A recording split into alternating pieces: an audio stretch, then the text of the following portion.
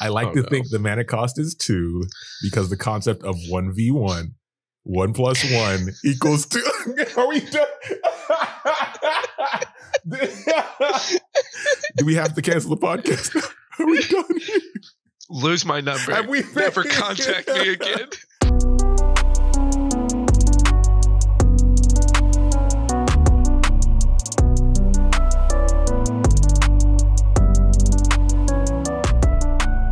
Welcome to Casuals of Runeterra episode 2. I'm your host Ryan, here with your other host, Hetch. Hello, hello. See, we did it. We didn't say, well, I'm going to say Andrew to let them know that we didn't say Andrew. What the hell? That was supposed to be only the first episode. All right. So now any newcomers that we get, we're giving them special treatment. This is how we lose fans. Our OGs are over there just going, I knew it. I didn't need to be told again. I'm hoping that our repeat listeners will get that joke, because I promised I was going to use Andrew on the socials and communication, but I'm not doing that anymore. So I've already broken one promise, and they've known us for one episode. We can't be trusted. We can't be trusted. On that note, please leave a like, comment, subscribe. I know, right? So the housekeeping up top. So naturally, now that we're up on places and we have things in place, currently you can listen on SoundCloud and YouTube. Pick there. I've noticed a lot of people like to listen on YouTube now that they have their, you can listen with it closed and such. So obviously on there at Casuals of Runeterra, or on SoundCloud at Podcast COR. We now have a Twitter, right? We're in the loop. We're in the zeitgeist. You can follow on there to keep up to date on episodes. We push those there as well every time. That's Podcast COR as well. And then coming soon, naturally. So we're going to wait till probably episode 3 or 4 to submit to iTunes, Spotify, Google Podcasts, Stitcher, Deezer, all the good stuff, so that more people have the access to the one of their choice. And no matter what platform you prefer, we would like it if you leave us a review. If you like it, and follow it, right? Even if you don't like it, leave a short review and a comment. One word works. Be like, great. And then put 5 stars. Or a thumbs up emoji. Not even one word. We're in a new age. Just put an emoji if you can. Put an emoji. Yeah. Even if you don't like it, it'd be great to just leave a comment or review. Especially if it could be something structural, that's a big ask from the internet, but any chance that feedback is welcome. We could try to improve, it would be great. Yeah, and finally, in the theme of this episode, we challenge you to tell one friend about the podcast. We'll come back around to that. He did it. The mad lad. He did it. He did it. All right, let's get on with the episode. For Demacia again. We love Demacia so much, we're back. But first, let's go ahead and talk about what decks we've been playing, or deck we've been maining. Me, Shen, Barrier, Aggro. So I was looking at some charts the other day, and it said that Shen is one of the underplayed champions. Although he's balanced pretty much where he needs to be. It's just, I guess people are looking at other things as more of a fun playstyle. Shen fits really well into my playstyle. So I'm enjoying that. I got the list from Strife. Crow, if you want to find him he's a streamer, popular Hearthstone player that kind of retired a bit, but now he's back in the card games and it's great. So he blessed me with this gem. He has a great mind for any card game. So, and he does a great job of just kind of walking through his thought process too. He does it a little better than a lot of other streamers. If you want to check him out, exactly, very explanatory on all his decision making. He talks out loud. Something I've practiced doing in my own space is just talking through what I'm doing to get better. But it plays the standard package people have seen from the Fiora Shen package, where you have those caretakers, which are the ones that get buffed whenever a barrier is given. It plays Shen, plays Fiora. It doesn't rely on Fiora, though, so it's not deck based around her. And then at the top end, you're playing the Bright Steel formation to essentially close the game out. With that barrier overwhelm, and then you're playing in a way where you have spells that protect your characters, because most of the followers in Demacia and Ionia are just high value in general, or in Demacia are high value. So you're protecting them, and then with bubbles and such like that, and then you have a few denies in case you need them, and then also that recall ability, which is beneficial for cards that are very difficult to handle, like Hecarim, just bounce them back and then kill them the next turn, right? What are you playing? Yeah. I have been mostly playing a Demacia Noxus rally aggro list with Lucian and Katarina. Okay. And especially once you get Katarina to flip, or in the cases that you get Lucian to flip, it is a beating. Yeah. But it is definitely more along the lines of a true aggro deck compared to any other card game. So if you're getting into the higher turns and you've got like 2 cards in hand and you don't have an answer to the board state, it's like, okay, thanks for playing, GG, I'm out of here. Because the whole plan is going to be killing straight up. But the rally really does kind of abuse a lot of fun cards that I don't see a lot, like the Vanguard First Blade, which is the you told me about that turn. Yeah, it gets like I had it. Yeah, because that was a turn where it was what I was telling you about was a opening up with an attack. So I get to attack with a 2/2 that becomes a 4/4. So the card gets +2/+2 every time it attacks, and I rallied 2 times in that turn. So you're playing basically a 4/4, right? Yeah. And then that 4/4 becomes a 10/10 all of a sudden. It's like, what do I do? What do you do to that? And the thing I like about that interaction for that deck you're playing is that if you can catch them tapped out, GG, right? Especially if you only have if you still have mana open and they commit to something that you can play around, it's pretty much GG from that point, because you flip the momentum to your side so heavily that they can't climb back out of that hole. No, absolutely. And I like with you talking about your barrier deck, that's like one thing that I don't have is that kind of creature stability. Yeah. I am really dependent on just kind of like getting an attack in. Yeah. So I'm definitely counting your life a lot more than trying to count on my minions for stuff. Yeah.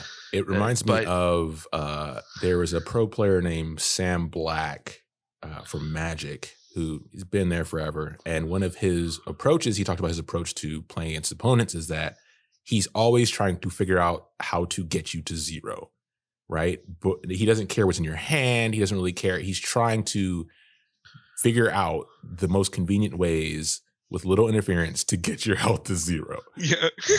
Which is essentially what this Cat and Lucian deck does. Yes. Another card I get to abuse too is Decisive Maneuver. I don't know if you know that one just hearing it, because I never see this card. Which one's that again? But it's a 5 mana fast spell from Noxus that is stun an enemy and give all allies +2/+0. It's a finisher, Yeah. Well, and not only is it a finisher, but like you get more value out of it because of the rally. Yeah. Because that +2/+0 sticks. Yeah. But another thing with it that I didn't know this interaction until I actively started playing it.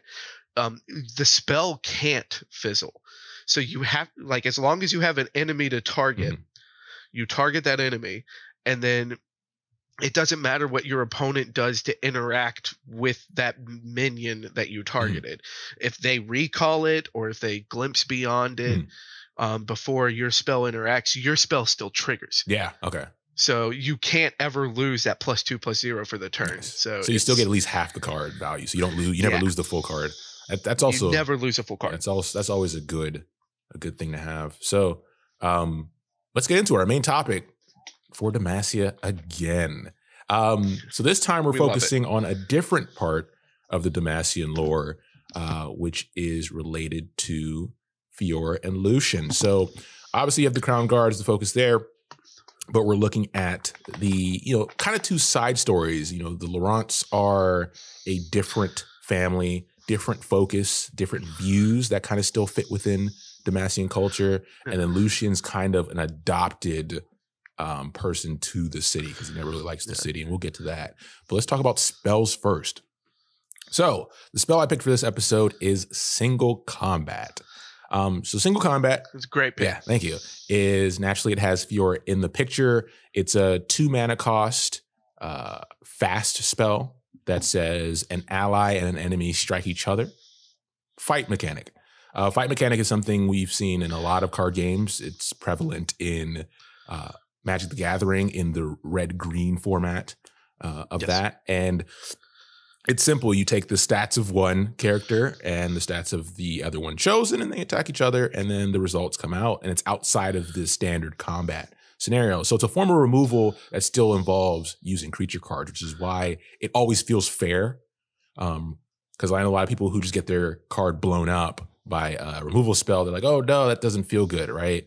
Whereas, hey, if your character can live, or if you can play something to protect your character, that's cool. Yeah, and I love fight mechanics too, because it just kind of love bar fights. What? I love I want bloodshed. All right, I don't want to like. I'm not the kind of player that's just gonna, I don't want to be sitting there holding open my mana and just like destroy something out of the void. I want our creatures to butt heads against each other. I want my big brain imagination of two armies clashing. I want the clash, baby. I want the clash, baby. So I dug a little bit for the flavor on this one, and I want to know what you think. So for the mana cost, I like to think the mana cost is 2 because the concept of 1v1, 1 + 1 equals 2. Are we done?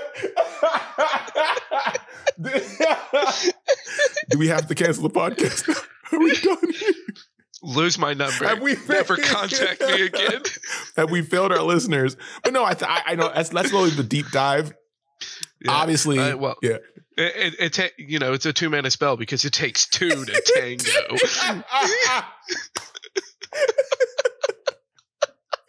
No, I think the biggest concept here, they probably didn't go that deep for it, but the biggest combat or concept is that obviously single combat is a huge thing in the Laurent family. Like dueling is their honorable way of fighting. It's not two armies clashing. The Noxus side of, like Noxus likes to overwhelm their enemies by any means necessary. It's completely like honorable in their eyes to, if you have you choose your strongest champion, I choose my strongest champion, and then they duel, and then we decide where honor lays afterwards. Yeah. And it really digs deep into just Fiora's story as well, because she attained her position not only by single combat, but through single combat with her father. Exactly. So it's that the Laurent family is very much like if you're going to bring out like honor and great combative like single effort, like the Laurent house is what you're going to think of first. Exactly. Like Crown's Guard or where Lux and Garen are from. They're the ones that are like for king and country, where Laurent is going to be like putting yourself, like making yourself a better person every single day. Through martial prowess. Exactly. So that was poetic. So to your spell for this episode, which actually kind of feeds off of this.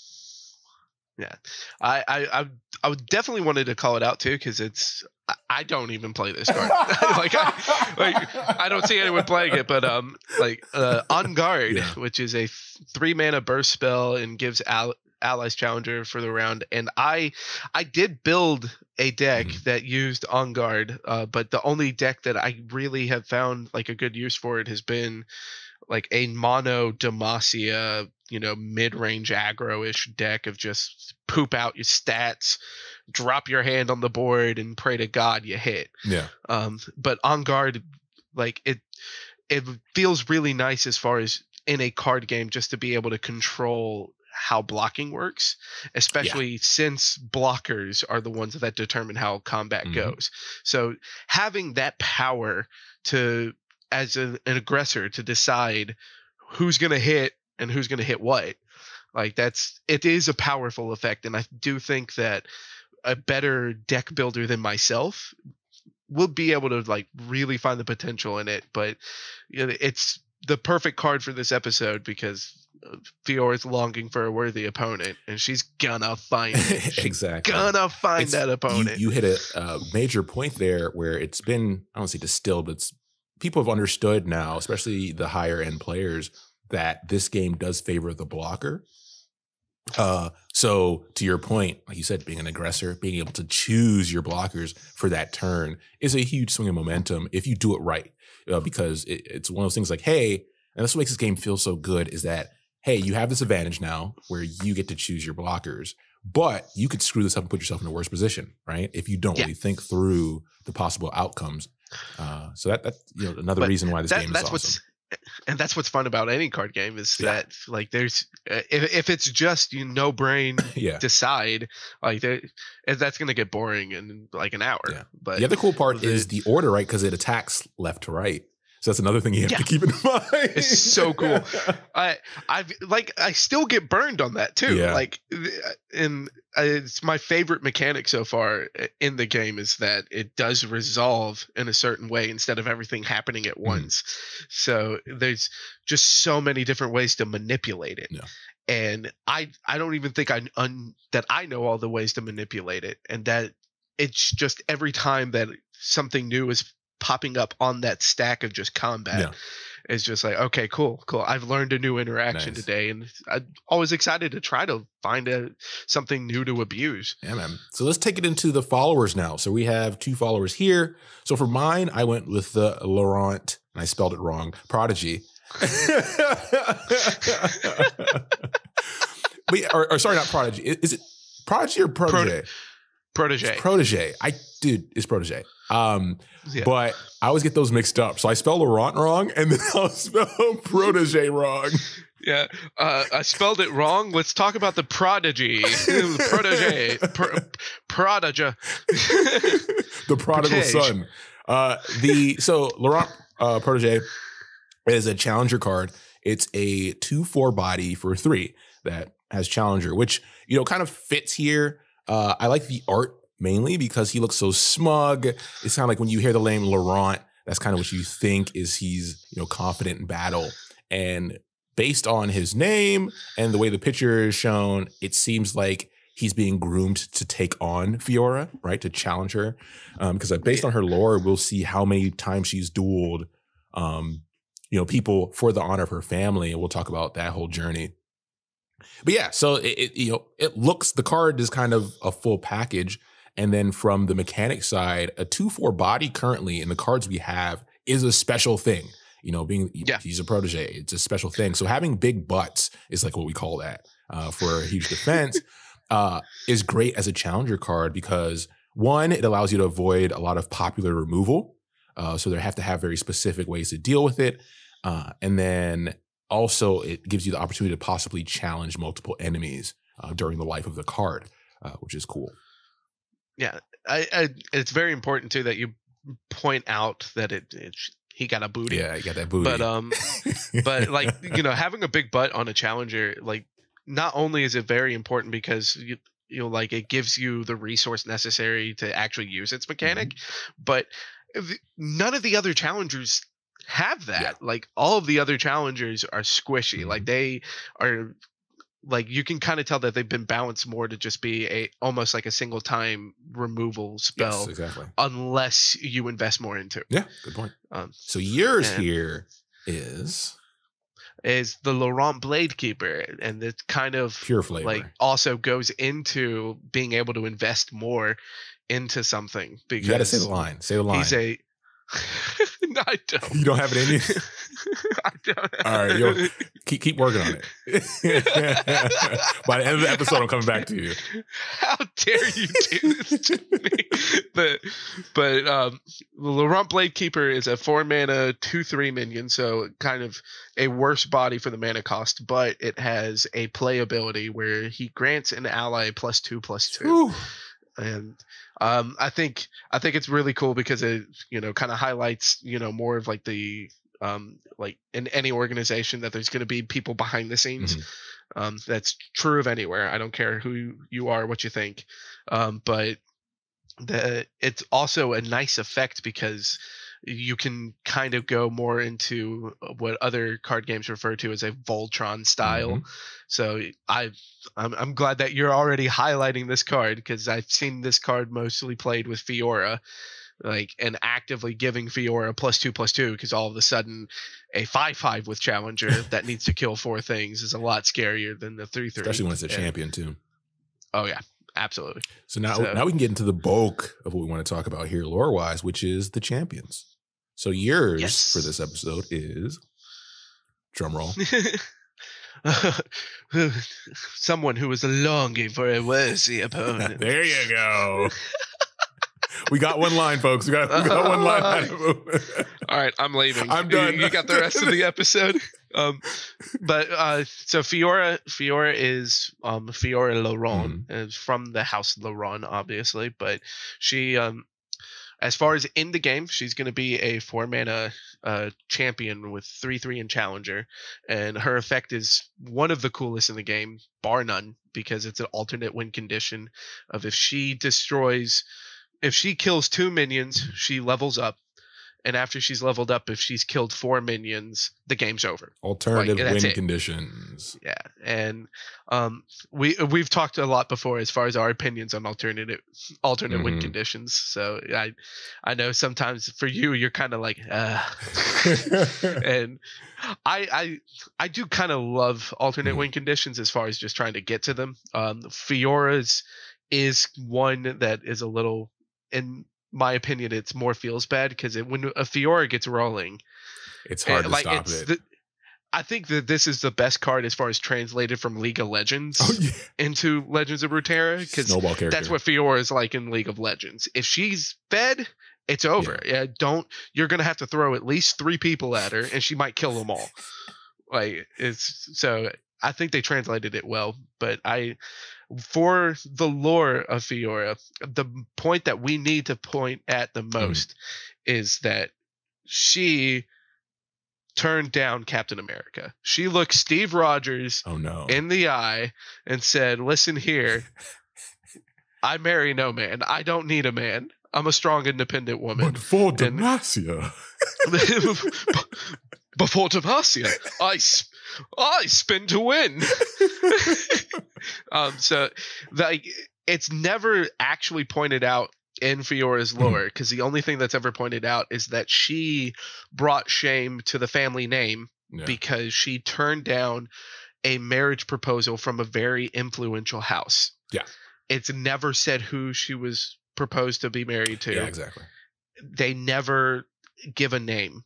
But later, there are points in the lore where they point out that her father tried to poison a Crown Guard champion because of Fiora's kind of slap in the face of turning down a proposal. So there was supposed to be a duel of her father and a Crown Guard champion. Yeah, and her father, he tried to poison. Her father stated as being good, but not really great when it comes to dueling. Yeah, I think it's more stated that he's just along in years. Yeah, I think that he's just he's just an old man at that point, and so it is in fear of dying in the duel and bringing shame to the family name, he tried to poison the duelist to just make him weaker, and got caught. So then, by Demacia law, the Laurent house is supposed to lose everything. Yeah. Fiora offers to duel her father for control of the Laurent house to keep the house name, to at least keep their estate. They already lost all their respect, but then they can keep the estate. And it is never written down at any point. The only thing that's written down is that only Fiora and her father know what words they exchanged between themselves.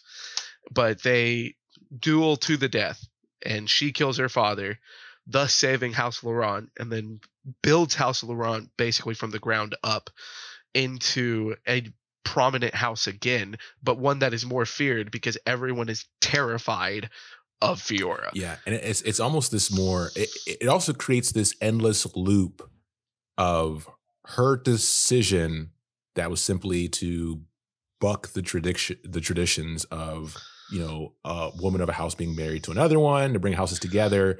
And now had to, or then having to be the one to kill her father to maintain the status, but then also now you have a female-led house, which is not, it's kind of a new age thing there in Demacia. It's nothing but constant pushback against tradition and this new age thing. So she's constantly having to duel, constantly having to fight, just verbal arguments to keep that respect that they have to build up. It's crazy how this one decision that could seem so simple and make sense is she doesn't want to marry him, she shouldn't have to marry him kind of thing from our perspective. But in Demacian culture, it's created this whole trickle down that's affected so many lives. Yes, and so much blood. So much blood. Because, with duels, that's the one thing I wanted to mention is when Laurent's in dueling culture, it's not like a sparring. It's to the death, right? There are some ways I think you can sacrifice. So in one of the stories, Fiora encounters someone who is just speaking poorly about the house in public, like in a public area of Demacia. Yes. She challenges him to a duel. She offers him to take his right ear, and then he also has to apologize, and then everything would be back to status quo. But he decides not to, slits his throat, we move on. Yeah, like it really is a culture of, like take off your silk gloves. Yeah. Slap you in the face. I challenge you to a duel. Challenge. But it's great because Fiora just becomes feared. Yeah. Like it's not really House Laurent is back in power. Fiora is in power. And she's kind of a cold person. Like I'm interested to see what they do with her moving forward, because I would like to see her kind of grow as a character. And since she is pretty much rigid she has to be, steadfast. She has a younger brother. So that's also a thing that could play on her status as she gets older, stuff like that. But it would be nice to see her kind of break out of that hard, fast rule of always having to protect the family name. And I think it would be cool if whether it's a brother or maybe just like a distant cousin that Riot decides to throw in to make that like an antagonist to Fiora's story of trying to overthrow the house, because there have been so many different like pop culture shows and stuff that's just kind of that, the dueling era, the 18th or 19th century dueling environments, like so many different dramas as far as like drama within a household. Yeah. And I think that you could make like a fun little story off of that would also be a cool champion to add in. Yeah. Riot, you can pay me anytime you want. So let's take us to our next Demacian champion, our final one that's currently out, which is Lucian. Why did I say Lucian? Like Lucian. Lucian. Very popular character when he came out, just because he looks cool. I mean, who doesn't like? Oh, he looks badass. Yeah, like no one can look at the character and be like, that's whatever. But yeah, so Lucian is a 2 mana, which is very low for a champion. 3/2 with quick attack, and if he sees 4 of his allies die, or if he sees Sentinel Light die, then he flips. And then when he flips, he has the first time an ally dies each round, rally. We already talked about how strong rally is. And then he goes up to a 4/3. And double attack is something that's unique to these 2 characters. So yes, double attack is probably the biggest flavor on here, because as in the lore, when we get to the Senna part, Senna dies, her soul gets trapped. He takes her up her pistol and begins dual wielding them, which is not how the Sentinel of Lights function, right? They usually have one to each. So the fact that he can do that and then fire both, because to fire one, it takes your full conviction, because there is no trigger to actually have it fire. So for him to aimless or easily wield 2, because he has that much built up drive and want for vengeance against Thresh, helps him to pull that off. And then Senna, which is a card we won't get too deep into, she has the same kind of effect if Lucian dies. She gets the buff, and then she gets the extra pistol, which gives her double attack. So Riot crushed it here. This is a great piece of flavor.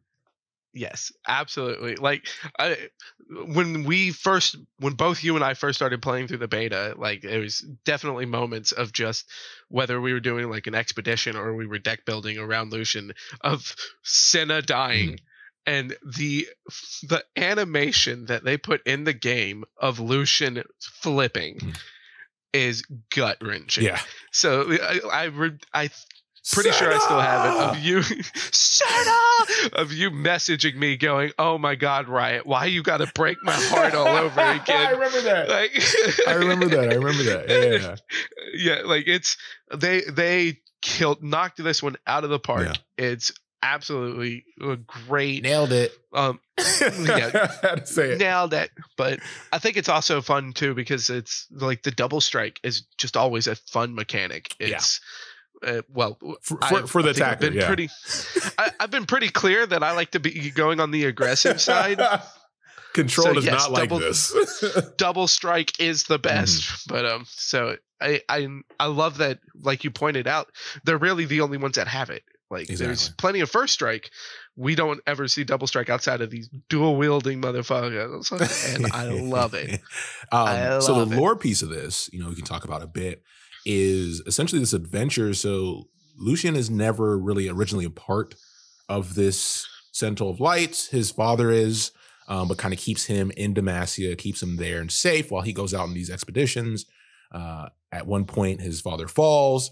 This woman shows up. She brings him his weapon and says, you've never met me. I traveled with your father. We did these expeditions together to cleanse evil, and he's no longer with us.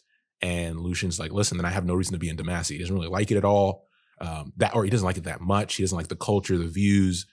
So he says, take me with you and, tell me about my father kind of thing. So they travel. You have the rom-com thing. He teaches her. Wait.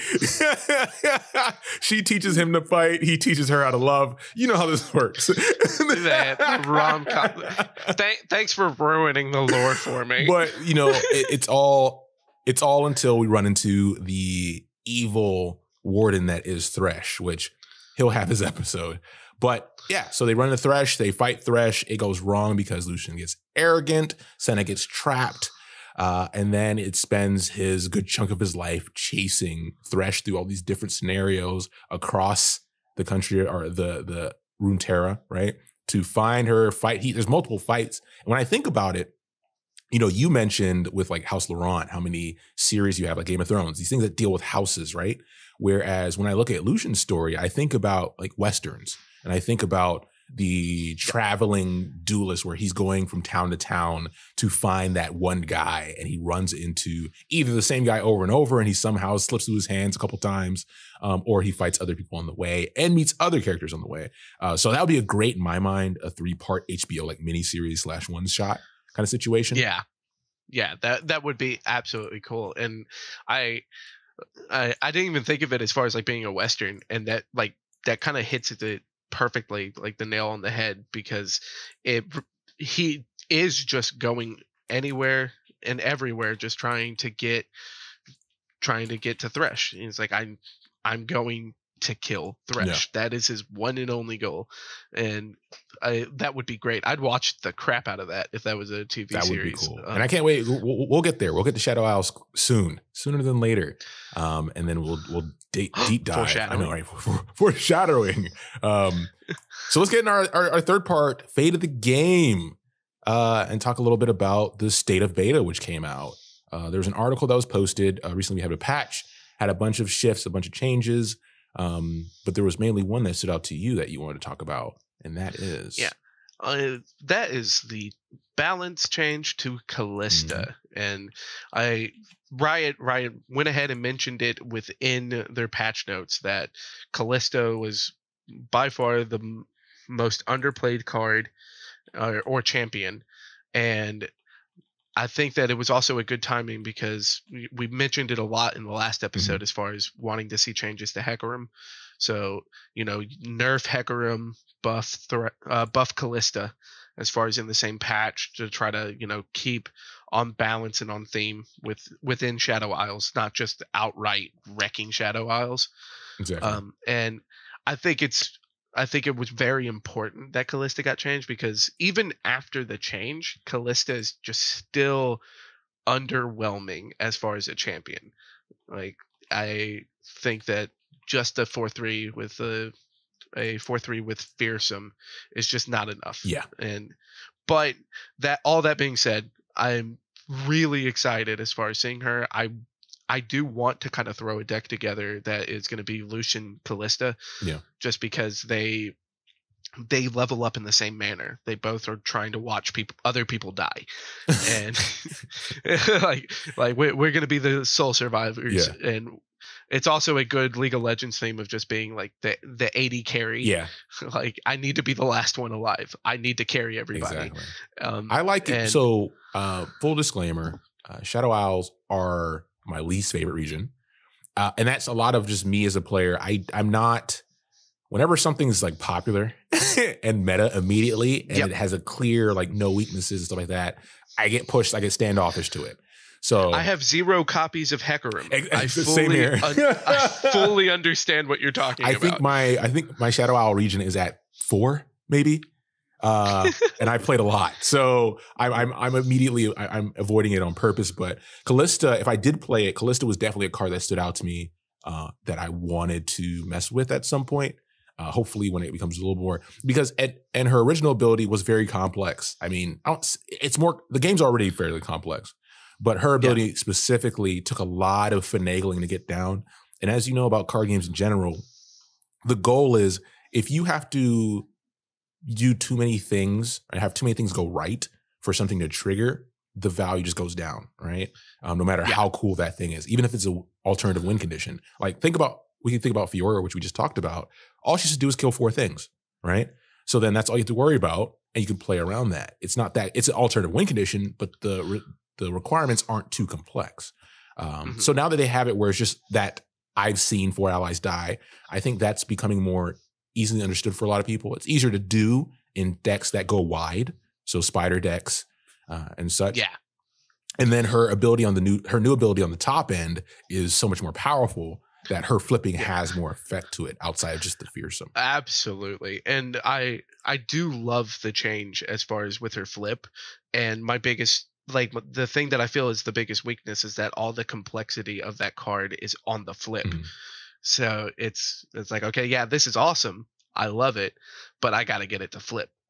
So it's kind of a toss up, but I love to see that they are really working on making some of these weaker, quote unquote, champions a lot more viable. Yeah. So that's it for us.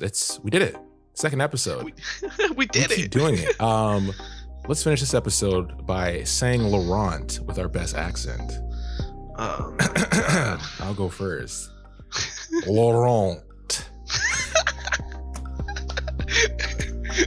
I didn't roll the R enough, I feel like you climbed all the way up into your nasal cavity with that one.